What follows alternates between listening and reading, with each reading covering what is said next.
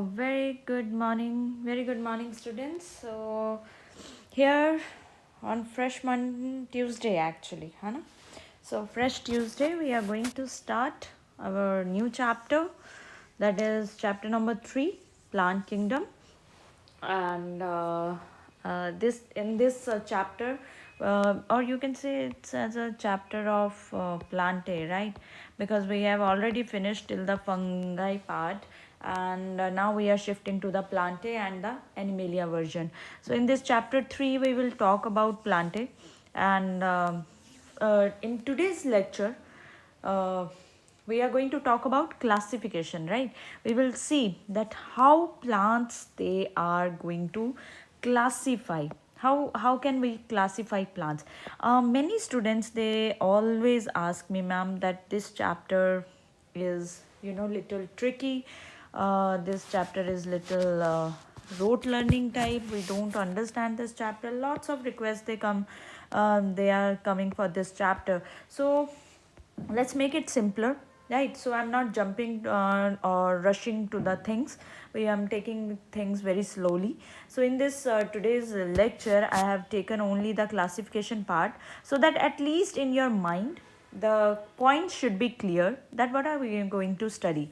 Okay, when the name plants I say, when the word plants we use, that all, I think every single one of you know now that the plants they are photosynthetic. So it means all the members of this group they are photosynthetic. Who are photosynthesis? Who perform photosynthesis?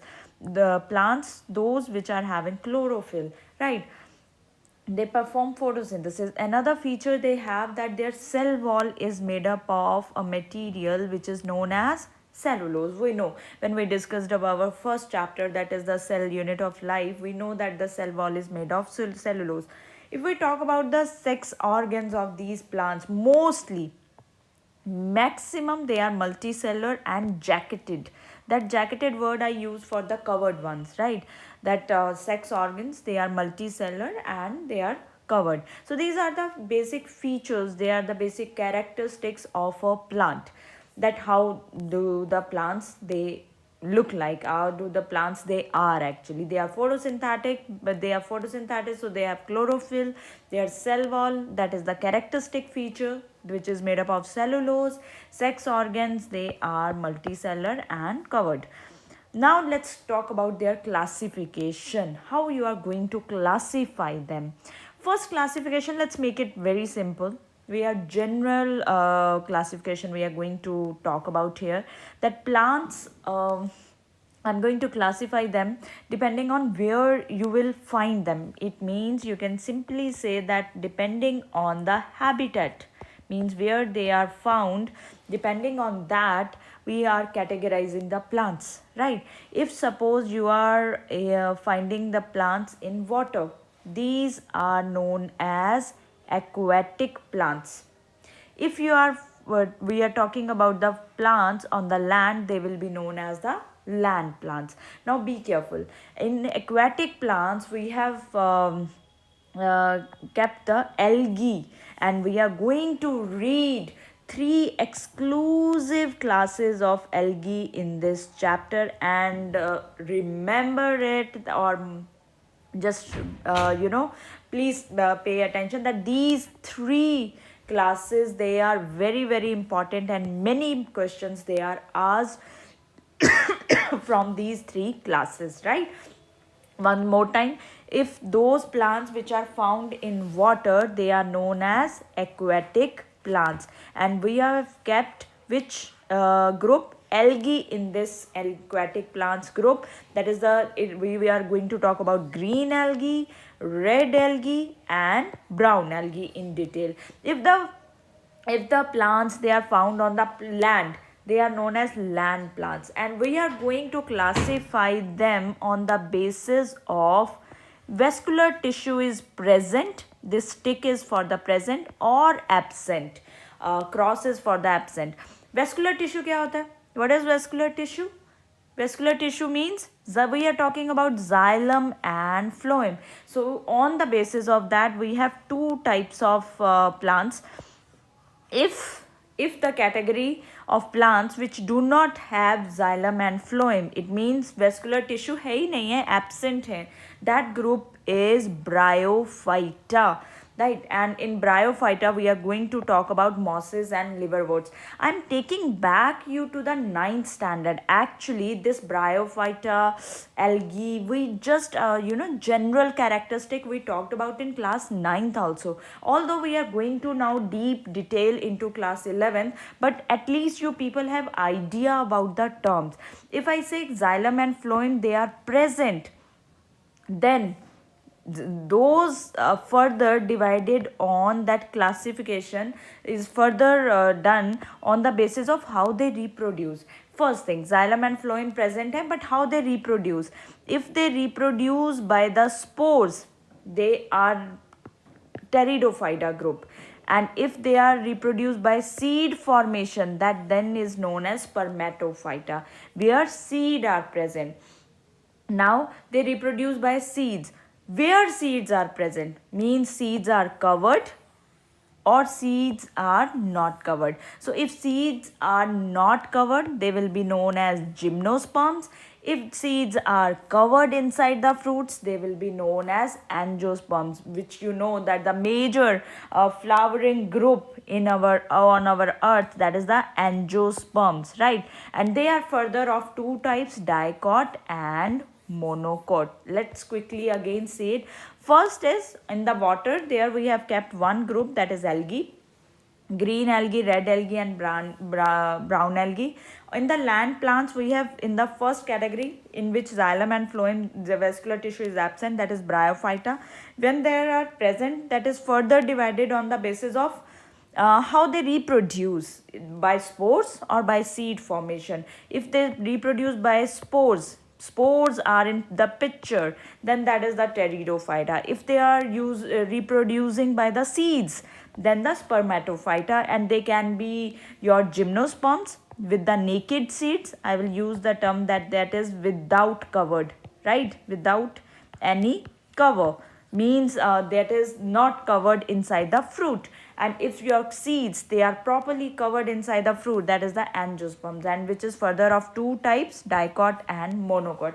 But yes, that is a very basic classification, right? कि आपने habitat के basic के ऊपर divide कर दिया. But actually technical, I will give this classification as the technical term. That is the main technical classification, that depending on what kind of body plants have. On the basis of that, there are two main categories, cryptogams and phanerogams. Cryptogams, they are non-seed producing, and phanerogams are those Spermatophyta. If you look at this here also, we talked about the same. Spermatophyta are those which reproduce by the seed, but just that we have now changed the terms. Cryptogams, they are non-seed producing. We will not going to talk about seed here. When we talk about Thallophyta, it means when we will talk about algae group, we will not talk about seed. When we will talk about Bryophyta, no seed. Pteridophyta, we are not going to talk about the seed because they reproduce through the spores. So in this algae, Bryophyta, Pteridophyta, we are going to talk about spores. Spermatophyta, definitely seeds are produced, which further divide ki seeds are covered or seeds are naked, and which further angiosperms are further divided on the basis of cotyledons, ki two seeds hain, two cotyledons, or I will say one cotyledon. Depending on that, they are further divided into monocot and dicot. But sometimes students ask me, ma'am, why the reason for keeping algae in the Thallophyta? Just look at the name, Thallophyta. If you remember, we discussed one term, that thallus. Thallus means the body is not truly differentiated into root, stem, leaves. Those categories, those groups, those plants in which the body does not have true root, stems and leaves, but they perform photosynthesis, they have chlorophyll, right? So the group is different, definitely. That is the Thallophyta. That is why we are kept in them. Now that is about the classification. So now I hope you are clear that technical classification ke according we have just broadly we have divided that non-seed and seed producing, and that is a very helpful classification that we use. That is the Thallophyta, Bryophyta and Pteridophyta, and in Phanerogams we have included the seeds, that is the gymno and the angiosperm. Now there is another system of classification which is given in our NCERT. We have to go through them because many times one question is asked from this particular topic, this particular paragraphs. That is the system of classification, that how scientists they talked about the classification, how they arrange the plants into different categories, how they classified them. First classification system which was talked about, that is the artificial system of classification, right? This system was very earliest, I will say this system was the very earliest one, and it used, but actually the problem in this classification was uh, they used only the morphological characters. Morphology जो आपसे बाहर से दिखाई देते हैं जैसे कि habitat, color, number, shape of the leaves, but only the vegetative characters or the androecium structure that was into the consideration. And actually this classification of flowering, there is a scientist which is very famous, that is Linnaeus. This whole system of classification that was given by the Linnaeus. And in your exam, how does the question come? That name the scientist who gave classification of flowering plants based on characters of androecium, right? So this was Linnaeus. Don't get confused, this is known as the artificial system of classification, and in this classification characters or the androecium structures were in the picture. They studied it, and they also take into consideration the morphological character. Now you just look at the things. They talked about morphological characters also, and in between suddenly they talked about the androecium structure also. So that was the major drawback.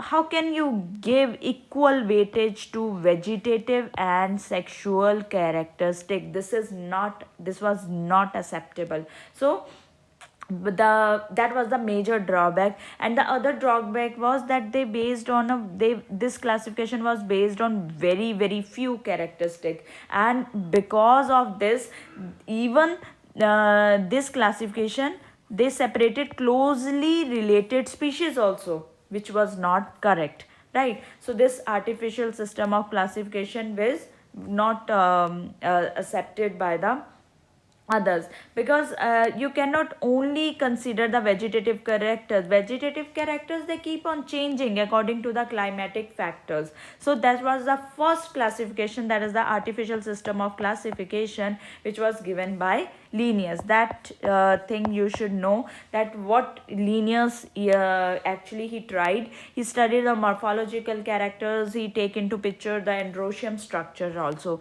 Then there was another system of classification which came into picture, that was natural system of classification. Now when we use the word natural, right? So this system, it was based on the natural affinities. What do you mean by affinities? Means very close relationship among the organism.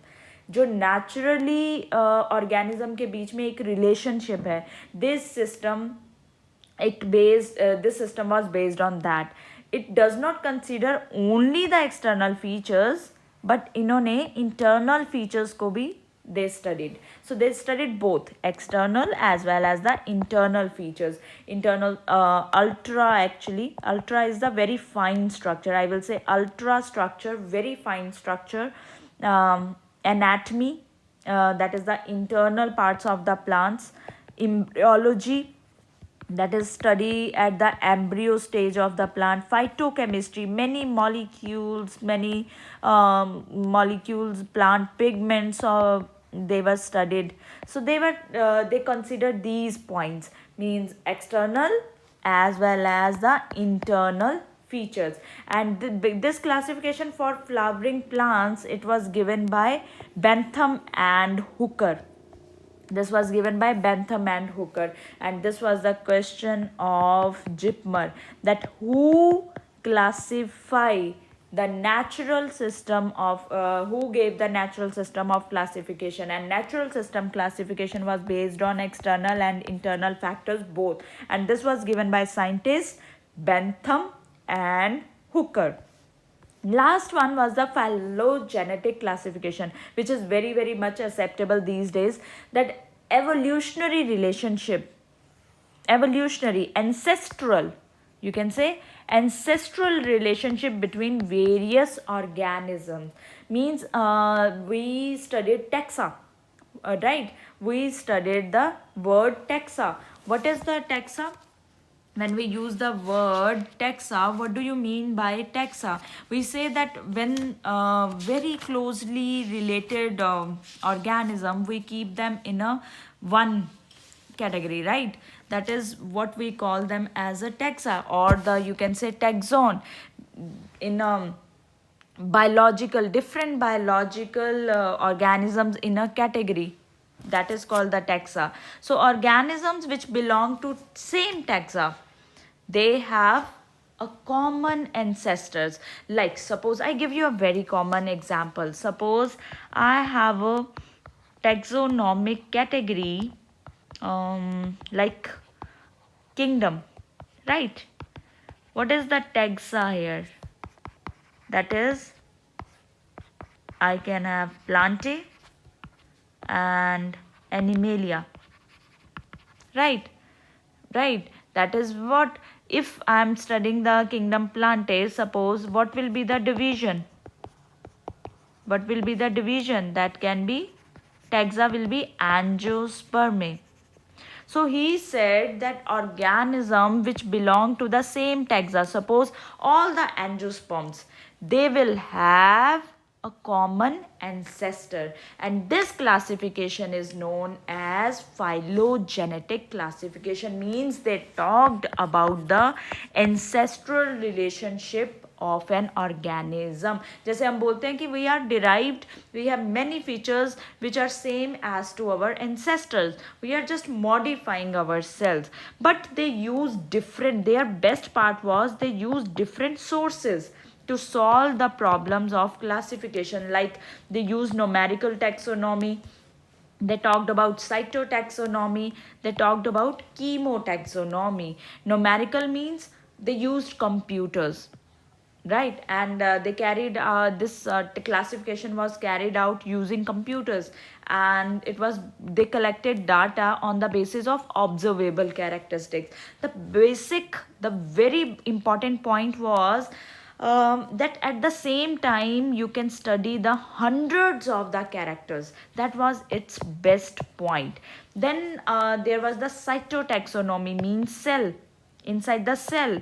So they talked about cytological information, like the, what was the chromosome number, what was the structure of the cell, behavior of the chromosomes, behavior of the organelle. So they talked about the internal structure of a cell, that they included the cytotaxonomy also. Then chemotaxonomy, they studied that it was based on the chemical constitutions of the plants, that actually what do plants have, which kind of molecules, right? Which kind of molecules, which kind of biomolecules, which play a role in the functioning of the plants. On the basis of that, they consider them in the classification. So phylogenetic classification, they does not only talked about the ancestral, they use different sources also, numerical, cyto, as well as the chemotaxonomy. So this is the basic